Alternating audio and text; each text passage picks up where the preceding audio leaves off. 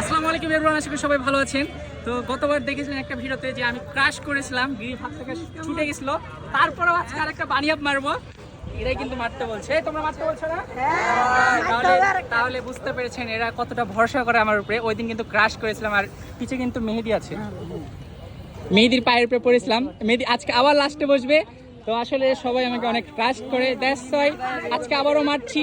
তো Bappi, feelings your feelings? হ্যাঁ, feelings ভালো ফিলিংস। ভালো ফিলিংস। সবাই রেডি? হ্যাঁ, রেডি? ওকে গাইস, মেহেদি রেডি? রেডি।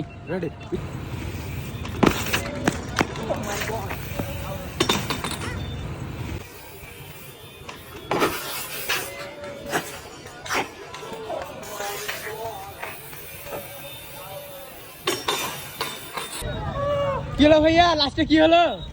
তো গাইস, প্রফেশনাল, বুঝতে তো পেরেছেন। বানিয়াবে কেউ এরকম স্কিল দেখাইছিলেন? পড়তেও আমি কিন্তু পড়ি না। গত ভিডিওতে পড়েছিলাম একটু ইউনিক ভাবে, এবারও কিন্তু পড়তে মানে বেঁচে গেছি। এটা হচ্ছে মাই স্কিল, মাই ট্যালেন্ট, বডি ব্যালেন্স। এই জন্য বলি সবাই জিম করো, বডির মুভমেন্টগুলো অনেক সুন্দর থাকবে, শক্তি পাবেন। তো আজকের বানিয়াটা কিন্তু অস্থির ছিল, কারণ